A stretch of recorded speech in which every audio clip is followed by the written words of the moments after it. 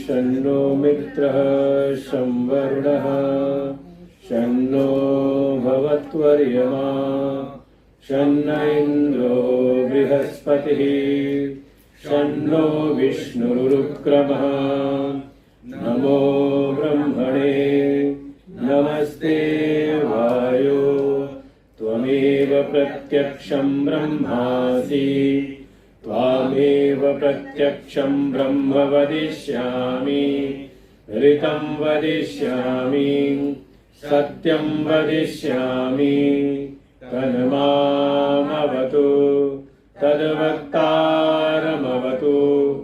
अवतु माम् अवतु वक्तारम् ॐ शान्तिः शान्तिः शान्तिः। सहनाववतु सहनौ भुनक्तु सह वीर्यं करवावहै तेजस्विनावधीतमस्तु मा विद्विषावहै। ॐ शान्तिः शान्तिः शान्तिः। छन्दसामऋषभो विश्वरूपः छन्दोभ्योऽध्यमिताः सम्बभूव समेन्द्रो मेधया शृणोतु अमृतस्य देवधारणो भूयासं शरीरं मे विचर्षणं जिह्वा मे मधुमत्तमा कर्णाभ्याम्बूरिविश्रुवम् ब्रह्मणकोशोऽसि मेधया पिहितः श्रुतं मे गोपाय। ॐ शान्तिः शान्तिः शान्तिः। ॐ अहं वृक्षस्वरेरिव कीर्तिपृष्ठं गिरेरिव ऊर्ध्वपवित्रो वाजिनीव स्वमितमस्मि द्रविणगं सवर्चसं सुमेधा अमृतोक्षिता इति त्रिशङ्कोर्वेदानुवचनम्। ॐ शान्तिः शान्तिः शान्तिः। ॐ पूर्णमदः पूर्णमिदं पूर्णात् पूर्णमुदच्यते पूर्णस्य पूर्णमादाय पूर्णमेवावशिष्यते। ॐ शान्तिः शान्तिः शान्तिः। ॐ आप्यायन्तु ममाङ्गानि वाक्प्राणचक्षुश्रोत्रमतो बलमिन्द्रियाणि च सर्वाणि सर्वं ब्रह्मोपनिषदम् माहं ब्रह्म निराकुर्याम् मा ब्रह्म निराकरोत् अनिराकरणमस्त्वनिराकरणं मे अस्तु। तदात्मनि निरतेय उपनिषत्सु धर्मा ते मयि सन्तु ते मयि सन्तु। ॐ शान्तिः शान्तिः शान्तिः। ॐ मे मनसि प्रतिष्ठिता मनो मे वाचि प्रतिष्ठितम् आविर्मयेधि वेदस्य माणीस्थ श्रुतं मे मा प्रहासीरनेनाधीतेनाहोरात्रान् सन्दधाम्यरितं वदिष्यामि सत्यं वदिष्यामि तन्मामवतु तद्वक्तारमवतु अवतु माम् अवतु वक्तारम् अवतु वक्तारम्। ॐ शान्तिः शान्तिः शान्तिः। ॐ भद्रं नो अपि वातयमनः। ॐ शान्तिः शान्तिः शान्तिः। ॐ भद्रं कर्णेभिः शृणुयाम देवाः। भद्रं पश्येमाक्षभिर्यजत्राः। स्थिरैरङ्गैस्तुष्टुवागुंसस्तनूमे व्यशेम देवहितं यदायुः। स्वस्ति न इन्द्रो वृद्धश्रवाः। स्वस्ति नः पूषा विश्ववेदाः। स्वस्ति नस्तारक्षो अरिष्टनेमिः। स्वस्ति नो बृहस्पतिर्दधातु। ॐ शान्तिः शान्तिः शान्तिः। ॐ यो ब्रह्माणं विदधाति पूर्वं यो वै वेदांश्च प्रणोति तस्मै तं हदेवम् आत्मबुद्धिप्रकाशम् मुमुक्षुर्वै शरणमहं प्रपद्ये। ॐ शान्तिः शान्तिः शान्तिः। ॐ नमो ब्रह्मादिभ्यो ब्रह्मविद्यासम्प्रदायकर्तृभ्यो वंशऋषिभ्यो महद्भ्यो नमो गुरुभ्यः। सर्वोप्लवरहित प्रज्ञानगणप्रत्यगर्तो ब्रह्मैवाहमस्मि ब्रह्मैवाहमस्मि। नारायणं पद्मभवं वसिष्ठं शक्तिं च तत्पुत्रपराशरं च व्यासं शुकं गौडपदं महान्तं गोविन्दयोगीन्द्रमथास्य शिष्यं श्रीशङ्कराचार्यमथास्य पद्मपादं च हस्तामलकं च शिष्यं तं तोटकं वार्तिककारमन्यान् अस्मद्गुरून् सन्ततमानतोऽस्मि। सर्ववेदान्तसिद्धान्त गोचरं तमगोचरं गोविन्दं परमानन्दं सद्गुरुं प्रणतोऽस्म्यहम्। 155 से पाठ करते हैं। मुञ्जादिशिकामिव दृश्यवर्गात् प्रत्यञ्चमात्मानमसङ्गमक्रियम् विवेच्य तत्र प्रविलाप्य सर्वम् तदात्मना तिष्ठति यः समुक्तः।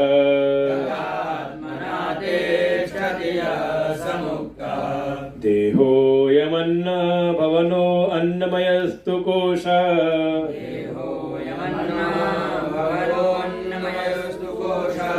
चान्येन जीवति विनश्यति तद्विहीनः।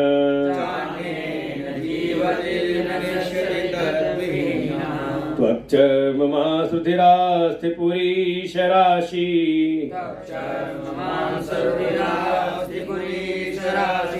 नायं स्वयं भवितुमर्हति नित्यशुद्ध।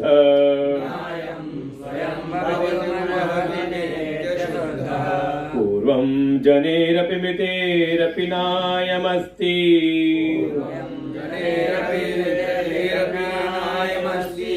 जातः क्षणं क्षणगुणो नियतः स्वभावः।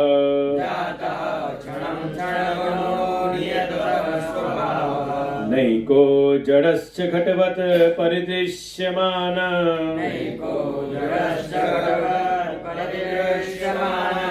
स्वात्मा कथं भवति भावविकारवेत्ता।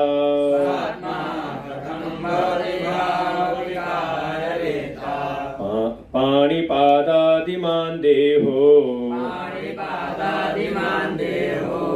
नात्मा व्यङ्गेऽपि जीवनात् तत्शक्तेरनाशाच्च न नियम्यो नियामकः देह तद्धर्म तत्कर्म तदवस्थादिसाक्षिणः स्वत एव स्वतः सिद्धम् तद्वैलक्षणमात्मनः कुल्यराशिर्मासलिप्तो मलपूर्णोति कश्मलः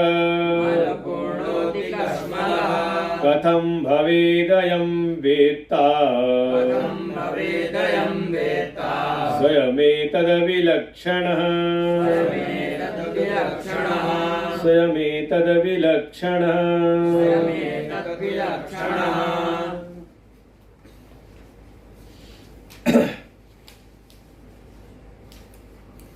आदि गुरु भगवान शंकराचार्य जी के चरणों में कोटिशः नमन वंदन। प्रातस्मरणीय परम श्रद्धेय परम वंदनीय श्री सद्गुरुदेव भगवान के चरणों में कोटिशः नमन। उपस्थित पूज्य महाराज जी, समुपस्थित समस्त आत्मस्वरूप श्रोतागण,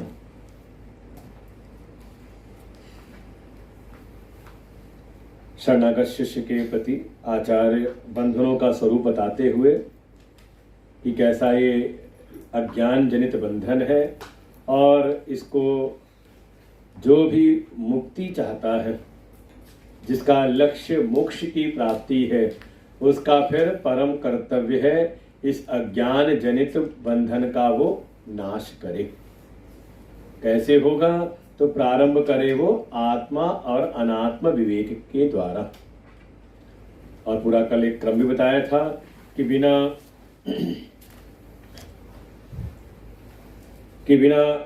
श्रद्धा, शास्त्रों के प्रति श्रद्धा और स्वधर्म के प्रति अपनी निष्ठा, इसके बिना कहा अपना अंतःकरण शुद्ध नहीं होगा।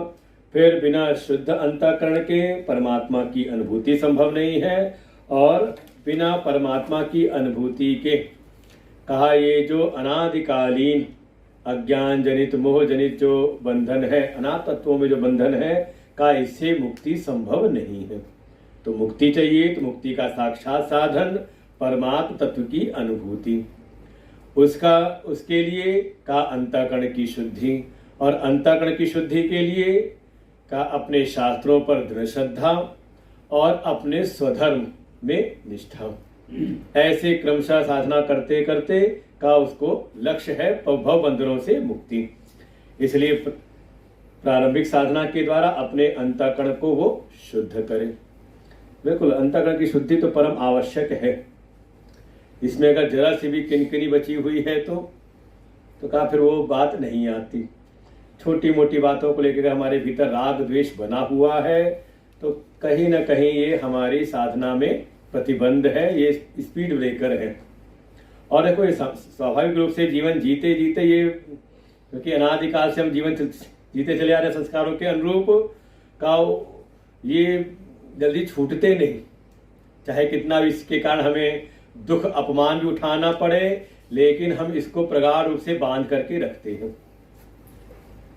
और कुछ नहीं तो अपने पूर्व के संस्कारों को ही सत्य मान करके जीवन जीते रहते हैं। जल्दी छोड़ना बहुत मुश्किल होता है। और पूज्य गुरुदेव तो सदैव इस बात को कहते हैं कि पुराना तो एक बार मिटाना ही पड़ता है। हो सकता है कोई बात पहले मैंने बताई हो और अब अगर कुछ नया बता रहा हूं तो आश्चर्य से होकर के मत देखो कि गुरुजी पहले तो आपने कुछ बताया था और आज आप कुछ और बता रहे हो। ये कई बार होता है। तो क्या है कि जो साधक, जो शिष्य होता है, कहता है गुरुजी आपने तो ये बताया था पहले, तो हम ऐसा करते आ रहे हैं। अब मान लो गुरुजी कहें ठीक है, पहले जो मैंने बताया था तो तुमने मान लिया, आज जो चीज बता रहा हूं क्यों नहीं मान रहे? तो वास्तव में गुरुजी की वचन को कम मान रहे हैं, हम अपने संस्कारों को, अपने आग्रहों के प्रति हम ज्यादा दृढ़ हैं। जो हमें जिस समय जो अच्छा लगा उसको हमने पकड़ लिया। और इसी अपने पूर्व के संस्कारों के कारण ही हम संसार में राग द्वेष को बनाए रखते हैं। छोटी छोटी बातों को, जरा सी बात कोई दिल में लग जाए और कितनी बार तो गुरुजी से ही द्वेष बन जाता है। जो आचार्य हो, संत हो, उनके प्रति भी कहीं ना कहीं एक हे की भावना बन जाती है। तो आचार्य कह रहे हैं बिल्कुल इसके प्रति बड़े सजग रहे, अंतःकरण की शुद्धि के प्रति परम सजगता हमारी बनी रहे, क्योंकि बिना अंतःकरण के हम आगे का जो मार्ग है उसमें चलना बहुत मुश्किल है। इसलिए अंतःकरण की शुद्धि पर जोर देते हुए फिर कहते हैं जब अंतःकरण शुद्ध हो जाए तब देखो, जब तक अंतःकरण में जरा सी मलिनता है तो हम आगे का जो भी चिंतन करते हैं उससे वो बचता नहीं। जैसे कहा ना, किसी बर्तन में हमने कोई चीज रखी, हींग रख दी, हींग तो खत्म हो गई, लेकिन उसकी अगर वास उसमें बची हुई है तो उसमें आप जो चीज रखो उसमें कहीं ना कहीं उसकी महक आ जाती है। बहुत सारी ऐसी चीजें, मिट्टी का तेल आप किसी पात्र में रख दो, कोई सुगंधित द्रव्य किसी पात्र में रख दो, वो द्रव्य तो खत्म हो जाता है, लेकिन उसकी वास है तो उसके बाद उसमें जो चीज रखो तो उसमें कहीं ना कहीं उसकी वास उसमें आई जाती है। तो ऐसे ही अगर चित्त के भीतर संसार की वासनाएं अगर भरी पड़ी हैं, ठीक है, साधना करते करते आप निकाल भी दो, लेकिन अगर लेश मात्र भी उसका बचा हुआ है तो हमारे आगे के विचारों को कहीं ना कहीं वो दूषित करता ही रहता है। इसलिए बिल्कुल आवश्यकता है अंतःकरण की शुद्धि और निर्मलता, अपनी वासनाओं का क्षय, और उसके बाद जब अंतःकरण शुद्ध हो जाए तो आचार्य की शरण में रहते हुए शास्त्र और आचार्य के दिए हुए उपदेशों के अनुरूप थोड़ा आत्मा और अनात्मा का विवेक करें। आत्मा नात विवेक कर्तव्य, यही हमारा परम कर्तव्य है। देखो, ये जो पहले भी कहा था स्वधर्म निष्ठा, अपने स्वधर्म में निष्ठा हो। अब स्वधर्म का चिंतन करें तो कहा जो आपका व्यक्तित्व है और जैसा आपने जीवन में लक्ष्य का निर्धारण किया हुआ है उसके अनुरूप आपके स्वधर्म का निश्चय होता है। अब मान लो कोई भक्त, कल भी कहा था ना, भक्त अगर कोई बन रहा है तो कितनी देर के लिए, घंटे 2 घंटे के लिए, सुबह शाम की संध्या वंदन के लिए, पूजा पाठ के लिए। कहा नहीं, भक्त हो तो कहा हर समय के लिए, तस्मात् असक्तः सततम कार्यम कर्म।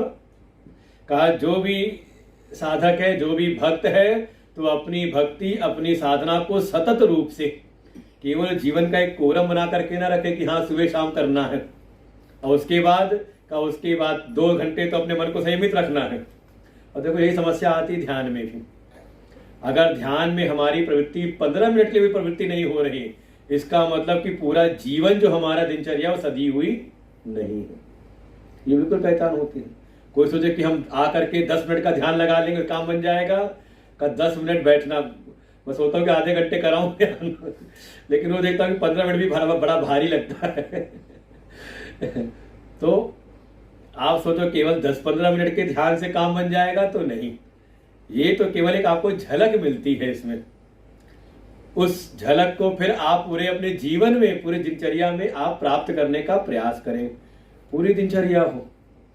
जैसे जब हनुमान जी पहुंचे हैं लंका में और उनको वहां एक सज्जन की अनुभूति हुई कि कोई यहाँ पर सज्जन है, यहाँ कहाँ सज्जन कर वासा।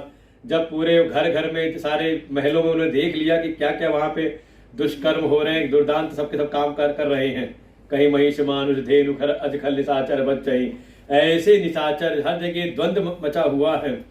और वहां पर उनको सुबह सुबह बिल्कुल भोर में उनको सुनाई दिया राम राम, तो लगा यहां पर कोई, लगता है कोई सज्जन तो है। और तुरंत विचार किया कि जिसने सुबह उठते ही भगवान का नाम लिया है तो संभावना है कि ये सोते समय भी इसने भगवान का नाम लिया होगा। और ये बिल्कुल है ऐसा व्यवहारिकता में। आप सोते समय जहां पर आपकी दुकान बंद होती, नींद आती है आपको, अगले दिन सुबह आपको वहीं से शुरुआत होती है। और अगर रात्रि में सोते समय उसको अगर स्मृति में भगवान का नाम था तो उसकी पूरी दिन भर की जो दिनचर्या रही होगी उसमें भी भगवान का नाम रहा होगा। इसीलिए अगर सवेरे हमारा ध्यान नहीं लगता तो सब विचार करें कि रात में सोते समय हमने क्या किया था, और दिन भर पूर्व का जो हमारा पिछला दिन था उसमें हमने दिन भर क्या किया था। आप दिन भर इस बात में ही आप चिंतन करते, अपने कर्तव्य भी करते रहे, लेकिन बिल्कुल होश में रहते हुए। आत्म अनात्म का विवेक विचार करते हुए हर समय आपकी भावना बनी रहे कि ये शरीर मैं नहीं हूं, बल्कि ये शरीर जिसके द्वारा है, जिसके लिए है, जिसकी सत्ता से है, कहा वो मैं आत्मस्वरूप हूं। ऐसा अगर कोई आत्म अनात्म विवेक के द्वारा बिल्कुल निश्चय कर ले, स्वम विज्ञानाय सच्चिदानंदम, इस निरंतर साधना के द्वारा, स्वाध्याय के द्वारा, सत्संग के द्वारा, विचार के द्वारा जिसको ऐसा निश्चय हो जाए कि मैं असत नहीं, मैं जड़ नहीं, मैं दुख रूप नहीं, बल्कि इससे परे मैं सच्चिदानंद हूं, ऐसा मेरा अपना स्वरूप है, और ऐसा जान करके फिर वो आनंदी भवे का वो आनंद में रहता है। उसको जब चाहो तो कार्य करता, अपनी दुनिया के संसार के कर्म करता है, और जब चाहे वो अपने परमार्थ तत्व की प्राप्ति के लिए ध्यान में पहुंच जाता है, एक प्रकार से स्वातंत्र हो जाता है। अभी क्या है कि अभी हम कहीं ना कहीं माया के त्रिगुणों के परवश हैं। सत्व गुण बढ़ गया तो फिर किसी काम में मन नहीं लगेगा, मन होगा कि चलो थोड़ा पूजा पाठ कर लें, ध्यान कर लें, थोड़ा हम स्वाध्याय कर लें, कुछ पढ़ लें, कुछ चिंतन कर लें अपने आप। अच्छा, पढ़ते पढ़ते ध्यान करते रजोगुण आ जाए तो फिर आपका फिर ध्यान में मन नहीं लगेगा, फिर इंद्रियां अपने अपने विषय व्यापार में लग जाती हैं। उड़ान ऐसी उड़ती है इंद्रियों की कि कुछ कह नहीं सकते कहाँ पहुंच जाए वो ध्यान करते करते। रजोगुण आ जाए तो हम क्रियात्मक हो जाते हैं, कामनाएं क्रोध आकर के घेर लेते हैं, और उसी में आ जाए तमोगुण तो फिर अच्छी सी नींद भी आती है, झोंके आना शुरू हो जाते हैं, होश भी नहीं रहता, जाने जाता था कहाँ थे हम, कहाँ तमोगुण। और बिल्कुल जो सा गुण बढ़ा उसके अनुसार हम, अच्छा जब नहीं सोना था तो नींद आ रही थी, और जब सोना हुआ तो रजोगुण की प्रधानता आ गई तो फिर नींद नहीं आती, तो कहो गोली खा के सोना पड़े। अच्छा, कई बार लोग परेशान हो जाते हैं कि नींद नहीं आती रात में। अरे नहीं आती तो और अच्छी बात है, बैठ के भगवान का भजन करो दिन भर नहीं कर पाए तो रात में करो, और पक्की बात जैसी आप माला उठाओगे ना, हाँ ये बात अच्छा है, जब हम ध्यान सुबह सुबह करते हैं तो नींद आती है, तो रात में जब नींद ना आए तो क्या करें हाँ ध्यान के लिए बैठ जाओ कि अब ध्यान करेंगे, थोड़ा भगवान के नाम का जप करेंगे, देखो कितनी बढ़िया नींद आती है, फिर अपने आप नींद आ जाएगी तो हाँ इसका फायदा उठा सकते हैं अपनी कमियों का भी। तो उस सच्चिदानंद तत्व में जैसी स्थिति होती है तत्काल ही हम आनंद स्वरूप हो जाते, आनंदी भवती, नंदति नंदति नंदत्येव, वो आनंद स्वरूप में ही स्थित हो जाता है, भोक्ता नहीं बना रहता, कहा वो आनंद स्वरूप ही है। इसलिए करना क्या है का क्रमशः ये जो अपने आत्मा के ऊपर अनाथ तत्वों का जो ये बंधन पड़ा हुआ है, अनाथ पदार्थों के जो ये परतें पड़ी हुई हैं, इन परत दर परत को एक एक करके आप अलग करो। कैसे? तो यहां दृष्टांत कल भी दिया था कि जैसे एक मूंज की घास होती है, उस मूंज की घास में बीच में का एक एक पत्ती हटाते जाते हैं उसकी, तो अंदर से एक पतली सी सीख निकलती है। अरे केले का पेड़ समझ ले, केले के पेड़ के तने को खोजो अंदर, या एक पत्ता वो आप हटाते हो तो अंदर दूसरा निकलता है, उसको हटाओ तो, और कुछ नहीं तो ऐसी कुछ प्याज में भी होता होगा केवल छिलके जैसा एक एक या पत्ता गोभी, क्या है अंदर पत्ते पत्ते हटाते जाओ तो अंदर कुछ निकलता नहीं अंदर से। तो ऐसे ही, लेकिन दृष्टांत यहाँ पर दिया है मूंज की घास की, उसमें क्या है कि एक एक पत्ते उसके हटाते जाते हैं धीरे धीरे, तो अंदर वो काम की वो सीख निकलती, जिससे हमारे बहुत सारे काम होते हैं, उपकरण बन जाते हैं उससे, कुछ नहीं तो वो सूप बन जाती है उससे। तो ऐसे ही कहा मुंजाद ईशिकाम इव, जैसे मूंज की घास में से एक वो ईशिका मतलब सीख निकलती है भीतर से, जब उसकी हम परत दत परत पत्तों की परतें जब हटाते हैं तो अंदर से वो सीख निकलती है। ऐसे ही दृश्य वर्गात प्रत्यंचम आत्मानम असंगम अक्रियम, वो जो अपना आत्म स्वरूप है, कैसा है? कहा वो अक्रिय है। अब मत कहना कि आत्मा सब कराती है, आत्मा किसी को बता रही है, आत्मा किसी को जगा रही, आत्मा सुला रही है। कैसी है वो? भगवान कह रहे अक्रिय है, उसमें कोई क्रिया नहीं। दृष्टांत जैसे आप समझ लो, गाड़ी में हमारा ईंधन है, बिना ईंधन के गाड़ी चल सकती है? पेट्रोल ना हो और बढ़िया गाड़ी हो, BMW, चलेगी? चलेगी किससे? कहा ईंधन से, है कि नहीं? लेकिन आप कहो, आप क्या कहते हो? पेट्रोल लेकर के आया हमको यहां पर, कोई नहीं। कौन लेके आया? कहते गाड़ी लेकर के आई, गाड़ी से हम आए हैं, पेट्रोल लेकर के नहीं आए, वो केवल शक्ति रूप में है। ऐसे ही विद्युत आप समझ लो, क्या कर रही है विद्युत? ठंडा कर रही है, गर्म कर रही है? का कुछ नहीं कर रही है, वो ठंडा गर्म कर रही है। का AC है, कूलर है तो ठंडा कर रही है, और उसी में गीजर लगा दिया तो गर्म कर रही है। बाकी विद्युत कहा वो बिल्कुल सत्ता रूप में है, शक्ति रूप में है। उसके संसर्ग मास से ही सारे जो उसके आगे उपकरण लगे हुए हैं वो अपने अपने कार्य करने लगते हैं। तो उपकरणों में क्रियाएं हो रही हैं। प्रकृति क्रियमाणानि, जो प्रकृति के गुण हैं उस वही क्रियमाण हो गई, उसमें क्रियाएं हो रही हैं। इसलिए अपना वो आत्मस्वरूप कैसा है? कहा वो अक्रिय है, निष्क्रियम निष्कर्म शांतम निर्बद्धम निरंजनम। श्रुति भगवती इसी बात कहेंगी, बिल्कुल वो निष्क्रिय अक्रिय है, उसमें कोई क्रिया नहीं है। इसलिए आज के मत कहना कि आत्मा ने ये कर दिया, मेरी आत्मा ये सब करा रही है, आत्मा देख रही है। जहां उसको कहा दृष्टा स्वरूप है, साक्षी स्वरूप है, तो वो देख नहीं रहा। तात्पर्य ये कि उसके प्रकाश में सब प्रकाशित हो रहा है। समझने का इसको प्रयास करें। वो हर एक चीज का वो साक्षी है। जैसे रोड लाइट है तो उसके नीचे क्या हो रहा है? कहा वो अच्छे कर्म हो रहे हैं, कोई बैठ के पढ़ाई कर रहा है रोड लैंप के नीचे, तो उसको भी वो साक्षी देख रहा है। उसके नीचे किसी ने किसी को चाकू लगा दिया तो किसी यात्री को, कहा उसको भी देख रहा है। वो किसी, कोई कहते हैं वो प्रवर्तक निवर्तक नहीं है, केवल वो प्रकाशक है। ऐसे ही उस आत्म तत्व के सामने सारी घटनाएं घटित होती हैं, सारे दृश्य आते जाते, केवल दृष्टा मात्र है, वो कुछ नहीं करता। इसलिए कहा वो अक्रिय है और असंग है, किसी से भी लिप्त नहीं होता। अब वो रोड लाइट जो लगी हुई है, वहां कोई अच्छा कर्म कर रहा है तो ना तो उससे लिप्त हो रही है, और कोई बुरा कर्म कर रहा है तो उससे भी लिप्त नहीं हो रही, केवल वो प्रकाशक है। ऐसे ही वो अपना जो आस्वरूप है अक्रिय है और सबसे असंग, सब में रह करके भी कहा वो सबसे असंग है, बिल्कुल तटस्थ रहता है कि कौन है? कहा प्रत्यंचम आत्मानम, ये जो अपना प्रत्येक आत्म स्वरूप है, बाहर नहीं है बल्कि भीतर है। भीतर अपना ये जो आत्म स्वरूप है, जो असंग है, अक्रिय है, उसको क्या करे? कहा सारे दृश्य वर्ग से का इसको अलग जाने। कैसे?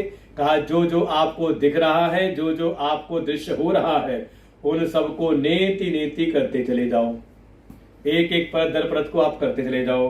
कहा बाहर विषय जगत से आप आ गए अपने देह में, देह की परत को हटाया तो अंदर प्राण, प्राण को हटाया तो अंदर प्राण संचालित हो रहा है मन से, मन को हटाया, क्योंकि ये सब के सब आपके दृश्य बनते हैं।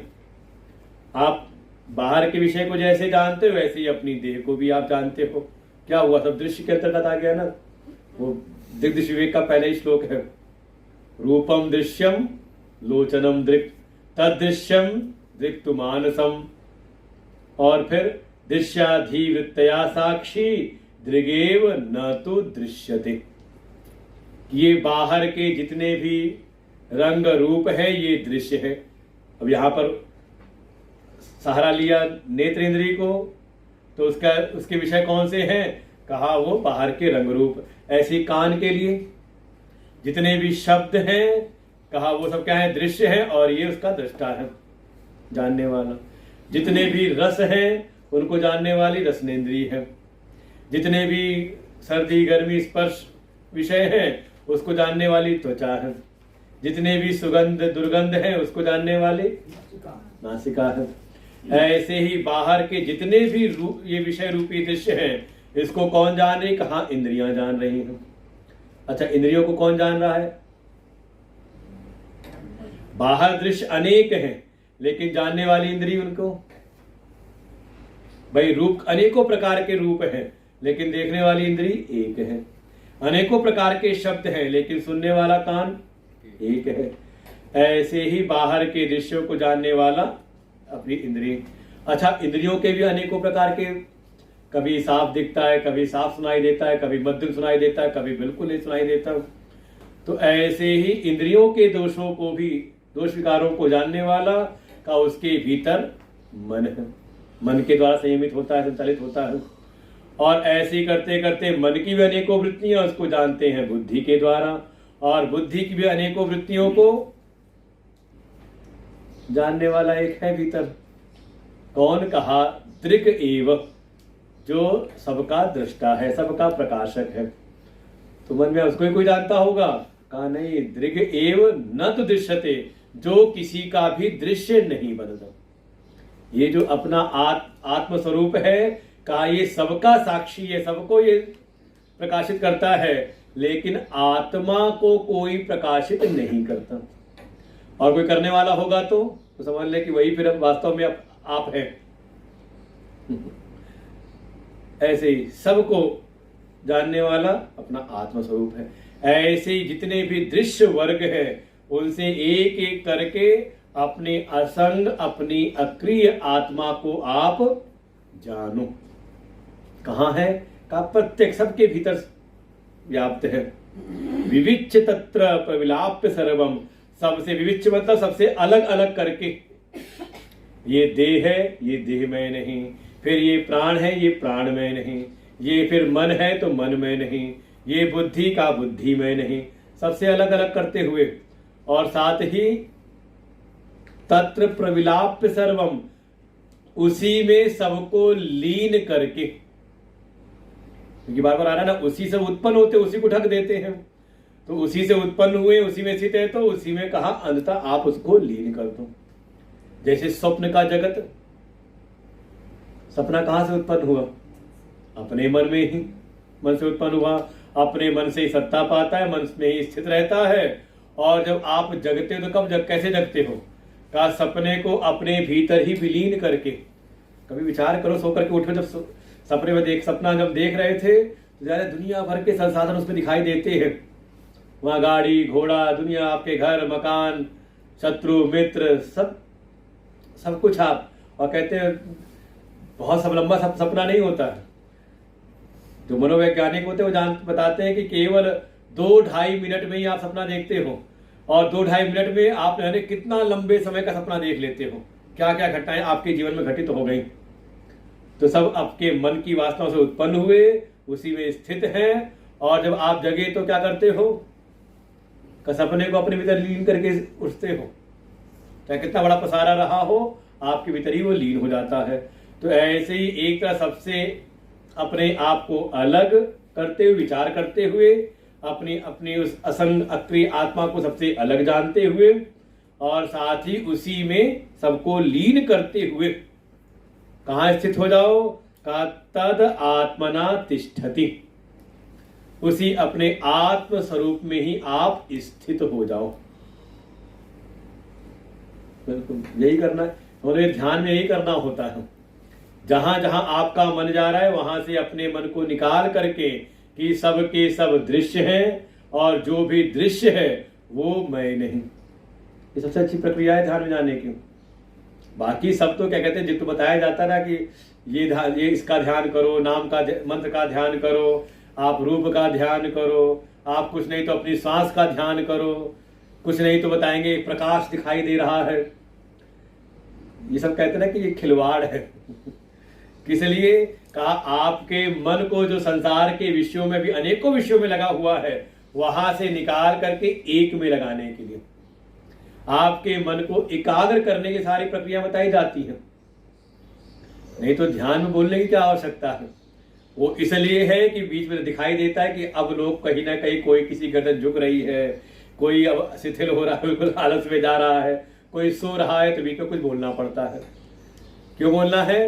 कि शायद उसका मन जग जाए। फिर सोए हुए मन को देखो, मन ऐसा ऐसा है ना कि इसको कुछ ना कुछ काम चाहिए, आदत पड़ी हुई है। वो पहले कहानी सुनाई होगी, जिन्न वाली कहानी।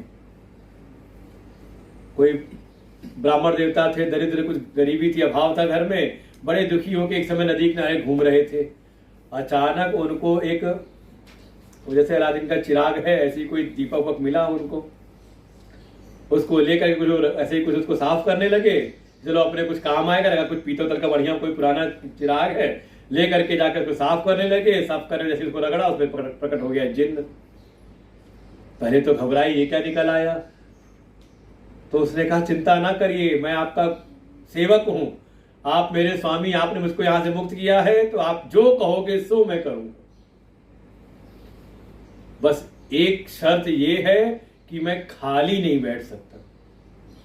जब मुझको दोबारा आप निकालो यहां से, तो मुझको कोई ना कोई काम देते रहना। अगर मुझको काम नहीं दिया तो, खाली बैठाया तो मैं आपको ही खा जाऊंगा, तुम्हारा ही काम तमाम कर दूंगा।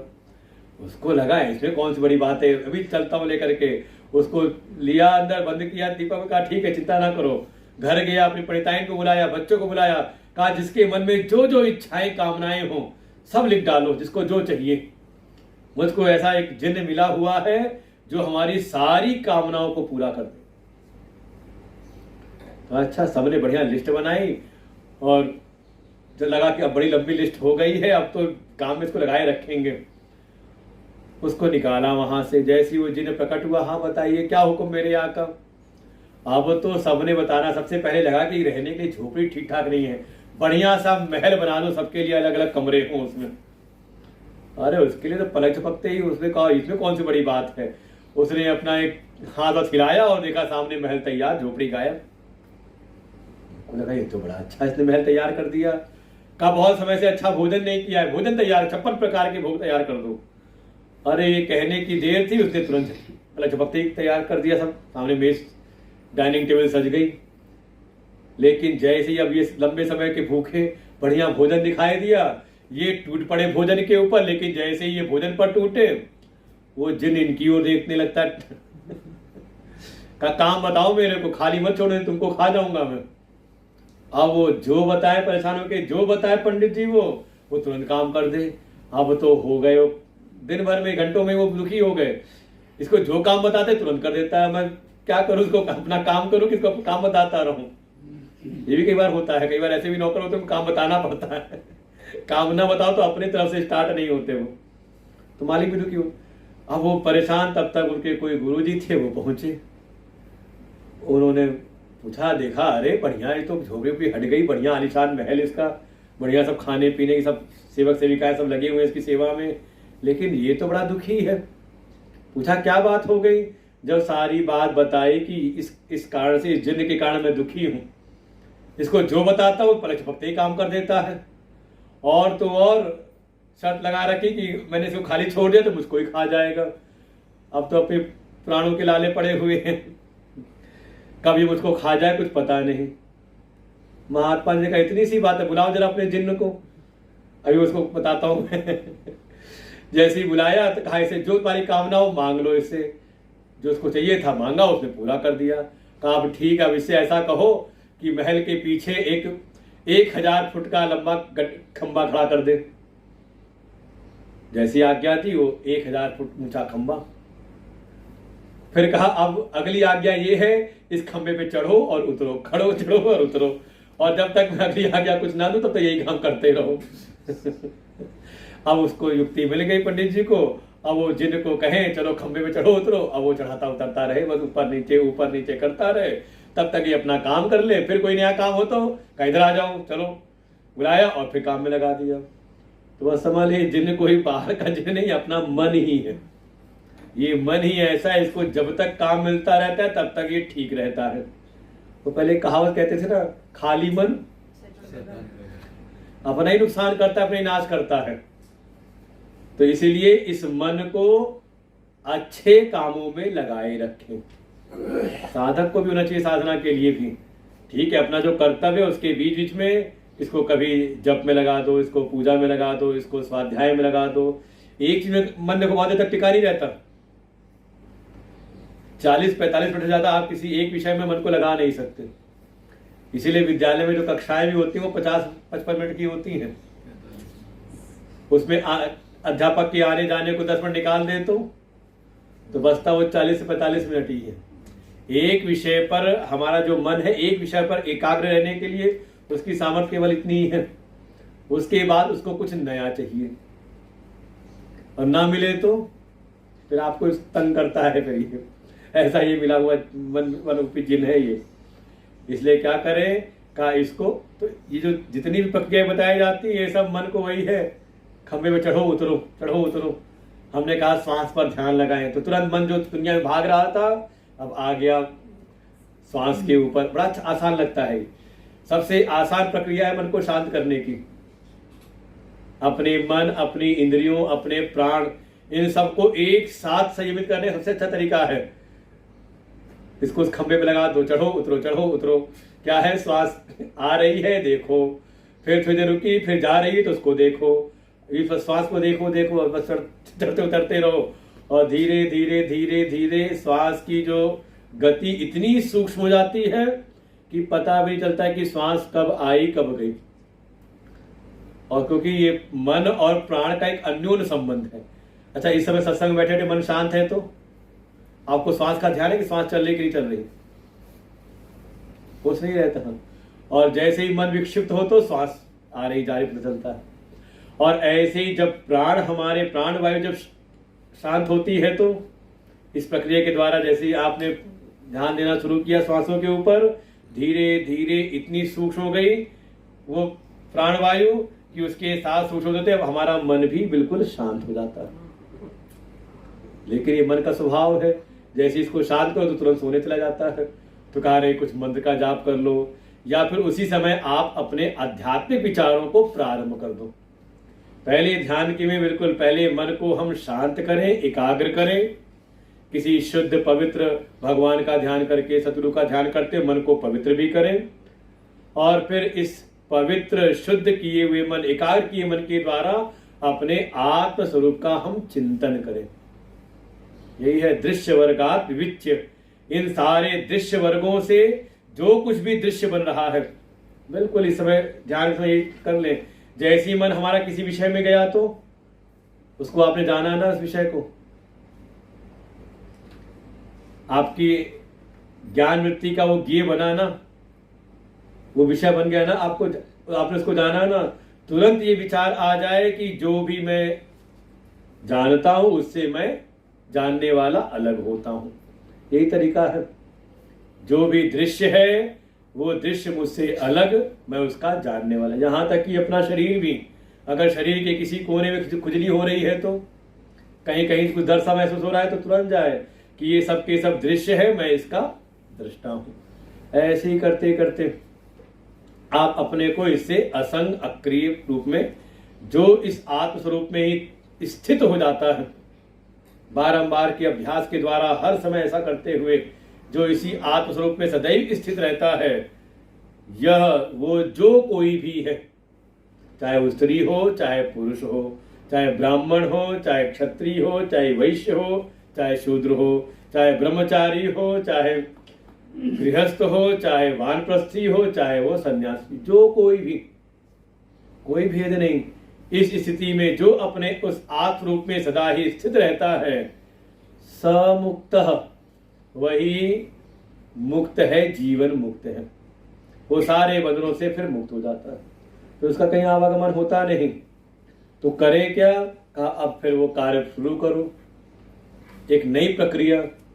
वो मन को ठीक करना है ना, लगाए रखना है ना काम में, तो फिर एक नई प्रक्रिया प्रारंभ करते हैं विचार की, जिसका नाम है पंचकोश विवेक। अब 5 कोशों का विवेक करें, क्योंकि ये जो अपना आप स्वरूप है ये 5 कोशों से आवृत है। अन्नमय आद्य पंचकोश भी का अन्नमय आदि 5 कोशों से ये अपना आत्मस्वरूप आवृत है। परिणाम, जिसके परिणाम से का अपना जो स्वयं ये जो ज्ञान स्वरूप आत्मा है, कहा ये प्रकाशित नहीं होता। तो अब क्रमशः अब पांचों कोशों का विचार प्रारंभ करते हैं। पहले ही आता है सबसे बाहर, जो सबसे स्थूल है, उसका नाम है अन्नमय कोश। देहोऽयम् अन्न भवनोन्नमयस्तु कोशः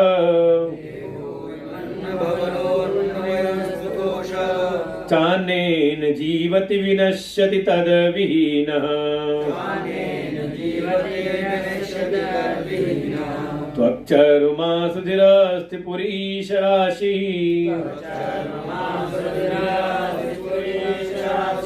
नायं स्वयं भवितुमर्हति शेनेत्य शुद्ध।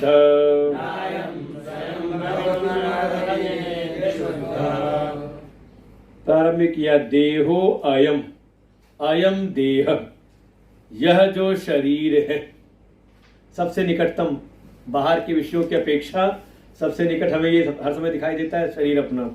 ये जो शरीर है कैसा का अन्न भवनो। अब इसको आप समझो कि अन्न का भवन है, लेकिन भव कहते हैं उत्पत्ति के अर्थ में, होने के अर्थ में। कहा ये जो देह है ये अन्न से ही उत्पन्न होता है, इसकी उत्पत्ति अन्न से हुई है।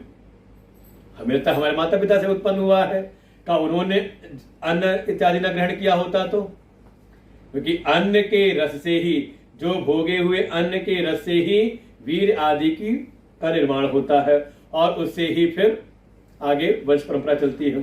तो वास्तव में जो शरीर है ये अन्न से ही उत्पन्न हुआ है, इसीलिए इसी का नाम है अन्नमय अस्तु कोशः। इसलिए इसी का नाम है, शरीर का ही नाम है अन्नमय कोश। और तो और ये अन्न से इसकी उत्पत्ति हुई है, तो चल किससे रहा है? का अन्न से ही।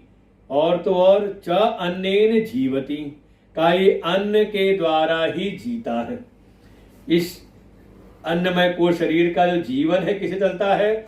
अच्छा, अन्न ना खाओ तो, अरे एक दिन उपवास करके आओ, आप पूरा दिन भर उपवास रखो और शाम को चलो आप मंत्र का जाप करते हैं, चलो अब पाठ करते हैं, चलो कुछ काम करते हैं। लगता है इसे कुछ काम शरीर से होता नहीं, बिल्कुल शिथिल हो जाता है एक दिन के ही। जबकि न जाने क्या क्या खा रहे थे और भी फलाहार ले रहे थे, तो देखा जाए तो वो सब भी एक प्रकार से अन्न ही है। अद्यते अत्ति च अन्नम, जो भी खाया जाए का वो अन्न है, और जिसको खाया जाए, दोनों ही। इसलिए एक प्रकार से समझ ले कि जैसे आप अन्न खा रहे हो, साग सब्जी खा रहे हो, और मान लो खा पी के कभी गए जंगल में टहलने के लिए और सामने आ गया शेर, तो शेर के लिए आप कौन हो? वो भी कहता आज बढ़िया मोटा अन्न मिला है बढ़िया आज भोजन मिला हुआ है। तो अन्न के द्वारा ही इसका जीवन चलता है। और विनश्यति तद्विहीनः, और उस अन्न के बिना अन्न ना मिले तो, वो कई बार फोटो तो देखते हैं, कई बार जहां बिल्कुल अकाल पड़ जाता है, पुराने पुराने फोटो के बाद देखते हैं कैसे कुछ शरीर में हड्डी हड्डी रह गई, शरीर में कुछ जान रही नहीं, और फिर जीवन लीला भी समाप्त हो जाती है। का बिना अन्न के कहा ये नहीं रहता। और तो और है क्या ये? किसकी कठरी बनी हुई है? किसकी की कठरी बनी हुई है?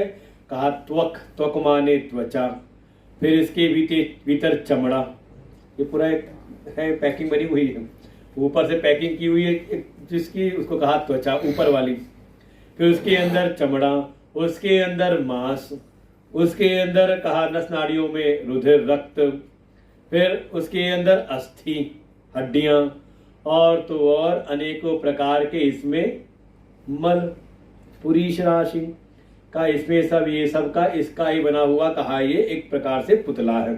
त्वचा, चर्म, मांस, रुधिर, अस्थि, मेद, मज्जा, और इसमें अनेकों प्रकार से सब जगह गंदगी भरी पड़ी हुई है। कहा ये सब क्या है? कहा ये अन्नमय कोश है। और हमने आत्मा के बारे में क्या सुना था कि आत्मा कैसी है? कहा वो नित्य है, शुद्ध है, बिल्कुल एक है। इसलिए जब ऐसा हमने इसका विचार किया इस शरीर का, तो समझ में क्या आया?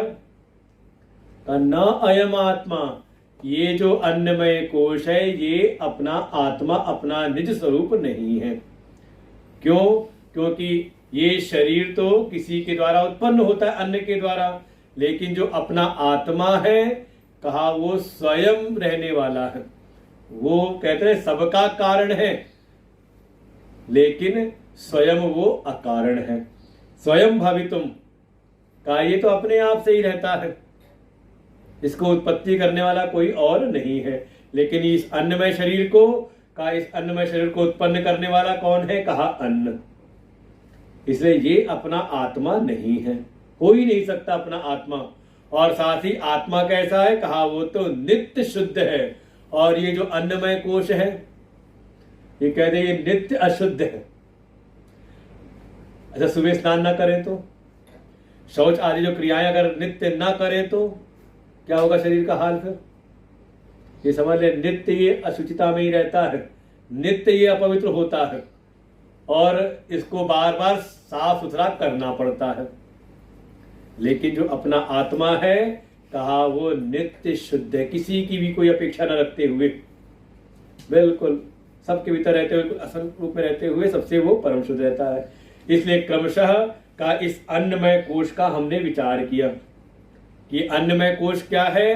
का जो अन्न के कारण उत्पन्न हुआ है, अन्न के कारण जिसका जीवन चलता है, बिना अन्न के इसकी सत्ता नहीं रहती, ये नष्ट हो जाता है। और त्वचा, चर्म, मांस, रुधिर, अस्थि, मेद, मज्जा इत्यादि 7 धातुओं से मिलकर के ये बना हुआ है, और इसमें हर जगह पर कहीं ना कहीं मल इत्यादि भरे पड़े हैं।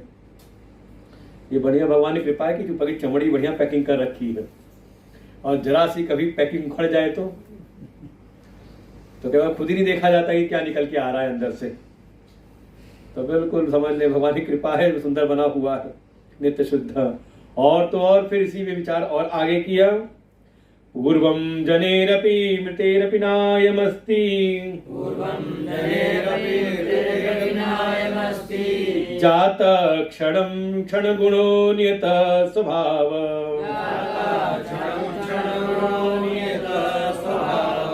नैको जडस्य घटवत् परिदृश्यमान,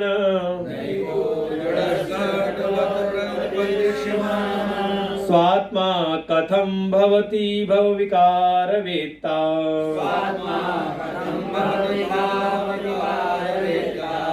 स्व आत्मा कथं भवति भाव विकार वेत्ता। वो अपना आत्मा कैसे हो सकता है? क्योंकि आत्मा कौन है? का वो सारे भाव और विकारों को जानने वाला है। और ये शरीर कैसा है? कहीं तो विकार युक्त खुद ही है भाई। सारे विकार किसमें? कहा शरीर में ही हो रहे हैं। कैसे? कहा सबसे पहली बात तो कहा पूर्वम जनैः, का पहले नहीं था, जन्म के पहले इसकी सत्ता नहीं थी। पूर्वई जनः न अयम अस्ति, का जन्म के पहले ये नहीं था। साथ साथ मृतेरपि, मरने के बाद भी का ये नहीं रहता। तो हुआ क्या? जातक क्षण, का कुछ क्षण के लिए ही, क्षण मात्र में ये उत्पन्न हुआ है। और है कैसा? का क्षण गुणों, ये इसमें इसका एक गुण ही है कि क्षण क्षण परिवर्तित हो रहा है, इसलिए क्षण गुणों अनियत स्वभाव, इसका कोई निश्चित नियत स्वभाव नहीं है। हर समय इसमें परिवर्तन होता रहता है, चाहे हमें जानकारी हो चाहे ना हो। हर क्षण इसमें हजारों करोड़ों का सेल बन रहे हैं और हजारों करोड़ों सेल इसमें बदल रहे हैं। और देखिए क्रमशः इसमें परिवर्तन हो रहा है, लेकिन हमें एक अवस्था के बाद अनुभव होता है जब अपनी कोई पुरानी फोटो देखते हैं। कहा देखो पहले मैं ऐसा था, अब ऐसा दिखता हूँ। वो फेसबुक वाला कहता है, कई बार पुरानी फोटो निकाल देता है, कहा 5 साल पहले आप ऐसे थे, अब कैसे हो बताओ, दूसरी फोटो लगाओ। आता है कभी तो आपको पहचान रहती है। नहीं तो कई बार कुछ ऐसे जो पतला करने वाले ऐसी जो संस्थाएं हैं, ऐसे जो खोल रखे लोगों ने कि हाँ पहले जब कोई आया था तो इतना मोटा था, अब देखो हमने हमारा उपचार इसने लिया और अब ये इतना हो गया है। या पहले सिर में मेरे बिल्कुल बाल नहीं थे और वो बाल आ गए हैं। लेकिन क्रमशः धीरे धीरे परिवर्तन आया तो हमने नहीं जाना उस चीज को। तात्पर्य यह है कि हर क्षण इसमें परिवर्तन हो रहा है, हमें खबर नहीं लगती, लेकिन कोई हमसे 2-3 महीने बाद मिले तो, और खास तो वृद्धावस्था में। अभी कल ही परसों गए घनश्याम जी को देखने के लिए, वो देख के पहचान भी नहीं आए। हाँ बिल्कुल, जो बिल्कुल लंबे चौड़े अपना खाए रहते थे, बिल्कुल झुक से गए एकदम। हमने क्या हो गए 1.5-2 महीने के अंदर ही का, बस आप पूछिए मत महाराज जी कैसा रहा बीच में समय, और ऐसी तबीयत वो रही है तो बस निकल के आ गया मैं कैसे उसमें से। बिल्कुल जिसको भी याद हो बिल्कुल लंबे से खड़े हुए, लेकिन दिखा झुके हुए से एकदम। तो लगता है कि हाँ उनके जीवन में घटित हो रहा था, धीरे धीरे परिवर्तन आ रहा था, लेकिन हमने कुछ समय बाद देखा तो अचानक हमें लगा अचानक कैसे, अचानक कुछ नहीं हो रहा है, ये हर क्षण बस यही है। अव्यक्तादीनि भूतानि व्यक्त मध्यानि भारत अव्यक्त निधानेव तत्का परिदेवना। भगवान इसको बात कहते हैं कि ये जो स्थूल शरीर अन्नमय कोश है, कहा ये कभी अव्यक्त में था, सामने ही था, अव्यक्त था, जन्म के पहले का अव्यक्त था, और निधन के बाद मरने के बाद का फिर चला जाएगा अव्यक्त में ही। बस ये है कि मध्य में कुछ समय के लिए कहा ये व्यक्त हुआ दिखाई देता है, और है बिल्कुल।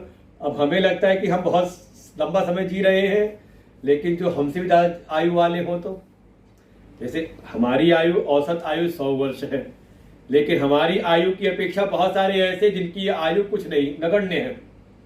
हमने मुंह खोला, बोला कोई शब्द, उतनी देर में न जाने कितने जव प्रकट हुए, उनका प्रजनन भी हो गया, संतति भी हुई, और वो सब नष्ट भी हो गए मुंह बंद करते करते ही।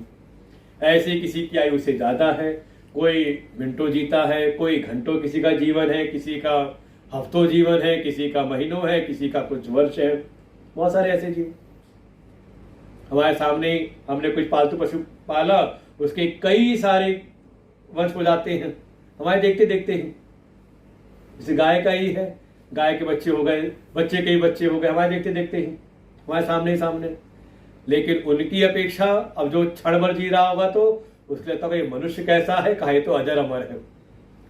लेकिन ऐसे ही अपने से ज्यादा उम्र वालों को देखें तो बहुत सारे ऐसे जीव हैं जिनकी सैकड़ों वर्ष आयु रहती है।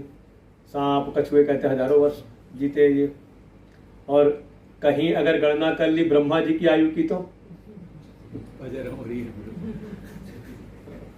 सहस्र युग पर्यंतम अर्हयत ब्रह्मणो विदु, कि 1000 युग पर्यंत उनका एक दिन है, इतनी लंबी उनकी प्रलयकालीन रात्रि है, और ऐसे मिला के 365 दिन का उनका एक वर्ष है। 100 वर्ष की आयु है, ज्यादा नहीं है उनकी, लेकिन 100 वर्ष बीतने में, अब उनकी दृष्टि से देखें, अपनी आयु को देखें तो बिल्कुल वैसे ही है। नलनी दलगत जलमति तरलम तदवद जीवितम अतिशय चपलम, जैसे एक कमल दल के ऊपर आ जाती है ओस की बूंद, जब तक है तो खूब चमकती है, लेकिन कुछ पता नहीं कब हवा का झोंका आया और पानी में मिल गई। ऐसे ही कहा जातक क्षण जन्म के पहले नहीं था, मरण के बाद नहीं रहेगा, कुछ समय के लिए, वो भी समझ ले क्षण भंगुरी है अत्यंत ही, कितने क्षण रहे कुछ पता नहीं। इसका ऐसा ही स्वभाव है, कैसा अनियत, हर समय कोई निश्चित नहीं कैसा रहेगा, कब कहाँ क्या हो जाए कुछ पता नहीं, ऐसे इसका स्वभाव है। और न एक, आत्मा कैसी, कहा वो एक है, लेकिन ये एक नहीं है। ये शरीर कैसा है, इसमें अलग अलग अंग उपांग हैं, हाथ हैं, पैर हैं, आंख नाक मुंह कान, सब क्या है, इसमें बहुत सारे अंगों का या बहुत सारी धातुओं का, अभी पढ़ा हमने, त्वचा, चर्म, मांस, रुधिर, अस्थि, मेद मज्जा, इन सब से मिलकर के अनेकों का ये समूह है, एक नहीं है। अनेकों घटकों का मिलकर के ये संगठित हुआ है, और तो और है ये जड़। ये शरीर अपने आप को स्वयं नहीं जानता, इसलिए कैसा है, कहा जड़ है। और तो और घटवत परिदृश्यमान, जैसे बाहर कोई एक घड़ा है, उसको आप देखते हो कि हाँ ये घड़ा है, ये छोटा घड़ा है, ये बड़ा घड़ा है, देखते हो ना। तो ऐसे ही इस स्थूल शरीर को भी तो हम घटवत ही देखते हैं, इसलिए कहते हैं ये भी एक घट ही है। इसलिए इसको क्या है कहा, ये बिल्कुल दृश्य रूप में है। तो जब ऐसा है तो खुद ही विचार करो ना, स्व आत्मा कथम भवति, फिर ये अपना आत्मा कैसे हो सकता है? जो आत्मा सारे भाव सबके होने न होने को जानता है, किसी की भी सत्ता को या किसी के भाव को देखता है, फिर जो भी बाहर विकार हो रहे हैं उन सबका वो साक्षी बनता है। तो ऐसे सभी भाव विकारों का साक्षी, सभी भाव विकारों का दृष्टा जो आत्मा है, कहा ये दृश्य बनने वाला शरीर कैसे हो सकता है? एक आक्षेप रूप में कहा, प्रश्न अपने मन में करे ना कि ये आत्मा कैसे हो सकता है, विचार खुद करे ना। जब आत्मा के गुणधर्मों को हमने जाना, उसके स्वभाव को, और इस शरीर के इस अन्नमय कोश के स्वभाव को जाना, तो का विचार करते हुए का इससे अपनी आत्मा को अलग जाने। पुनः फिर आगे, पाणिपादादिमान देहो, पाणिपादादिमान देहो, नात्मा व्यंगेऽपि जीवनात्, व्यंगेऽपि जीवनात्, तदशक्तिरनाशाच्च, तदशक्तिरनाशाच्च, न नियम्यो नियामकः। का पाणि पाद आदि मान देहो, जिसमें हाथ पैर सिर आदि बहुत सारे इसमें जो अंग होते हैं, इन अंगों से युक्त ही जो अपना देह है। न आत्मा, ये आत्मा नहीं हो सकता। कि आत्मा कैसा है? का आत्मा निरअवयव है, आत्मा में कोई अंग अंगी भाव नहीं होता, यहां तक कि अंश अंशी भाव भी नहीं होता। बिल्कुल वो अंग उपांगों से रहित, वो एक ही है, उसमें अनेकता का कोई भाव नहीं। तो अब खुद ही विचार करें, जिसमें ये अलग अलग अंग उपांग हैं, वो अपना आत्मा कैसे, ये अंग उपांग आत्मा कैसे हो सकते हैं? और तो और व्यंगेऽपि जीवनात्, अंग को अगर विदीर्ण कर दिया जाए, किसी अंग का विनाश कर दिया जाए, अच्छा किसी का हाथ कट गया तो जीवन है कि नहीं? हम इस शरीर के अंगों को आत्मा समझ रहे हैं, लेकिन कैसे इसको समझें? क्योंकि हमने देखा है किसी का अंग भंग हो गया तो भी उसका जीवन चलता है। इसका मतलब उससे हमारा कोई वास्ता रहा नहीं, अलग भी हो गया तो वो तो जड़वत कहते हो तो समाप्त हो गया, नष्ट हो गया। लेकिन अभी जो व्यक्ति, जो मैं हूं, कहा मैं जीता हूं।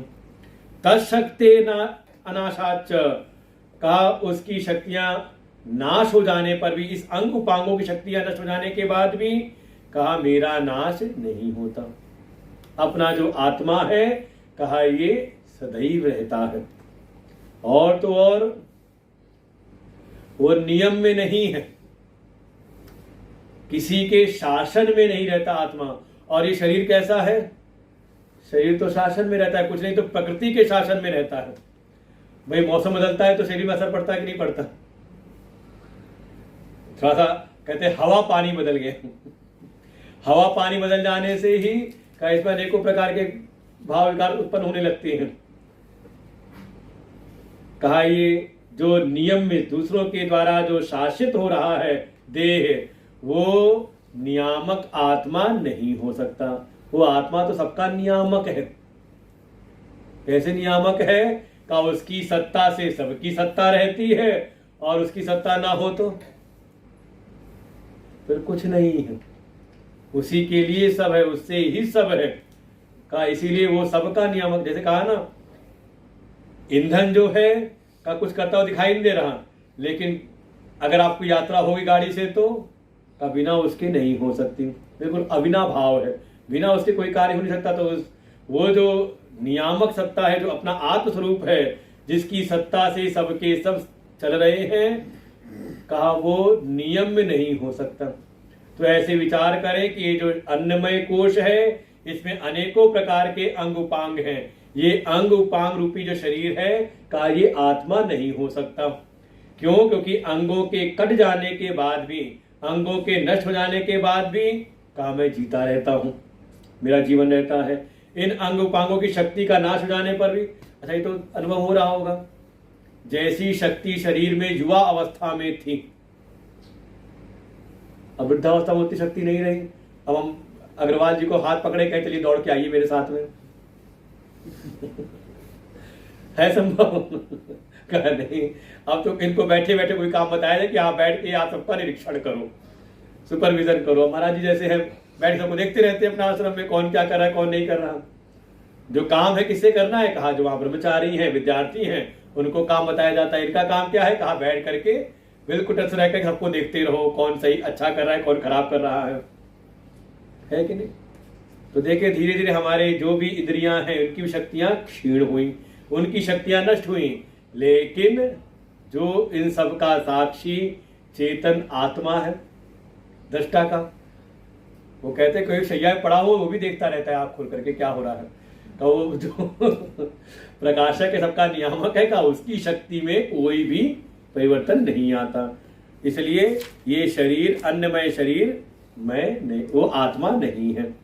और तो और आगे एक श्लोक और, देह तद्धर्म तत्कर्म, देह तद्धर्म तत्कर्म, तदवस्थादि साक्षिणः, साक्षिणः, स्वत एव स्वतः सिद्धम्, तथैव ससिद्धं, तद्वैलक्षणमात्मनः। वैलक्षणमात्मनः। अब खुद ही ध्यान में बैठे तो यही सब देखना होता है। देह तद धर्म, देह के जो धर्म है, अब धर्म वही है 6 विकार, अस्ति जायते वर्धते विप्रीणमते अपक्ष्यते विनश्यति का, इसके शरीर के अपने धर्म हैं, वो दिखाई देता है, फिर कुछ बढ़ता हुआ दिखाई देता है, फिर बढ़ते बढ़ते एक समय उसमें घटना शुरू हो जाता है, कभी इसी में रोग उत्पन्न हो जाते हैं और एक समय कहा नष्ट हो जाता है। तो इसके जो भी धर्म है, और भी धर्म कह सकते हैं देह के अंग उपांगों के, कोई सुंदर है कोई असुंदर है, कोई मोटा है कोई पतला है, किसके धर्म है? शरीर के ही। यही बात तो कही थी राजा रघुगण ने, क्यों जी तुम बड़े दुबले पतले हो, लगता है कि सारी पालकी का जो भारत तुम्हारे कंधे पर पड़ा हुआ है। वो पलट के जवाब दिया भरत जी ने, कौन मोटा कौन पतला, कौन किसके ऊपर कौन किसके नीचे, ये सब तो शरीर के धर्म है। वही आया ना, तद देह तद धर्म, शरीर के जो धर्म है। फिर शरीर के कुछ कर्म है जो भी आप कर रहे हो, पश्चन शृण्वन पिशन जिघ्नन अस्नन गच्छन सपन ससन प्रलपन विसर्जन गृह्णन उन्मिशन निमिशन अपि। इस लोग याद कर ले 5वें अध्याय गीता जी का।